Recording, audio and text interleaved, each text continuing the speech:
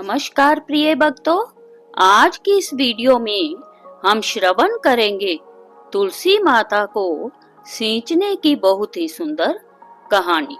वैशाख मास में तुलसी सींचना अत्यंत पुण्यदायी और विष्णु कृपा पाने का उत्तम उपाय है। इस पवित्र महीने में रोजाना तुलसी में जल अर्पित करने से पापों का नाश, पितर दोष से मुक्ति, सुख समृद्धि में वृद्धि और अखंड सौभाग्य की प्राप्ति होती है। जल सेवा नारायण सेवा के समान मानी जाती है। आइए शुरू करते हैं। कथा सुनने से पहले प्रिय भक्तों, यदि आप मेरे चैनल पर नए हैं तो चैनल को सब्सक्राइब कर लीजिए और वीडियो पसंद आए तो एक लाइक जरूर करें। एक परिवार में ननंद भाभी रहती थी। ननंद अभी कुंवारी थी। वह तुलसी की बड़ी सेवा किया करती थी। वह तुलसी माता को प्रतिदिन नियम से सींचा करती थी और अपना बहुत सा समय तुलसी माता की सेवा में व्यतीत करती थी। पर भाभी को यह सब फूटी आंख नहीं सुहाता था। कभी कभी तो वह गुस्से में कहती, जब तेरा विवाह होगा तो बारातियों को तुलसी ही खाने को दूंगी तथा तुलसी ही तेरे दहेज में दूंगी। और जब समय आने पर ननंद की शादी हुई, भाभी ने सच में ऐसा ही किया। भाभी ने बारातियों के सामने तुलसी का गमला फोड़ कर रख दिया, लेकिन तुलसी माता की कृपा से वह गमला स्वादिष्ट व्यंजनों में बदल गया। जब ननंद शादी के लिए तैयार होने लगी तो गहने के बदले भाभी ने ननंद को तुलसी की मंजरी पहना दी तो वह सोने के आभूषणों में बदल गई। वस्त्रों के स्थान पर तुलसी का जनेऊ रख दिया तो वह रेशमी वस्त्रों में बदल गया।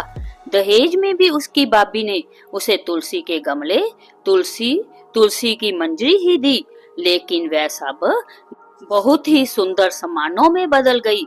ससुराल में उसके दहेज आदि के बारे में बहुत ही बड़ाई हुई।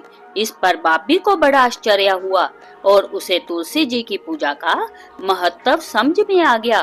भाभी की एक लड़की थी। वह अपनी लड़की से कहती कि तू भी अपनी बुआ की तरह तुलसी की सेवा किया कर, तुझे भी बुआ की तरह फल मिलेगा। पर वह लड़की भी अपनी माँ के जैसी थी। उसका मन भी तुलसी की सेवा में नहीं लगता था। और जब उस लड़की के विवाह का समय आया तो भाभी ने सोचा कि जैसा व्यवहार मैंने अपनी ननंद से किया है, उसी के कारण उसे इतनी इज्जत मिली, तो क्यों ना मैं अपनी बेटी के साथ भी वैसा ही व्यवहार करूं। तो उसने बारातियों के सामने तुलसी का गमला फोड़कर रख दिया, लेकिन इस बार मिट्टी मिट्टी ही रही, गमला गमला ही रहा।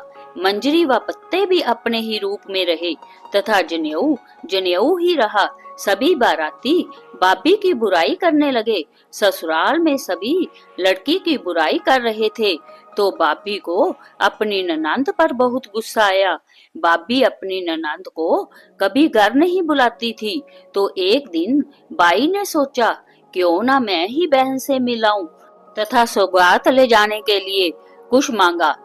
तब भाभी ने पहले तो मना कर दिया, फिर थैले में ज्वार भरकर कहा, और तो कुछ है नहीं, यही ले जाओ।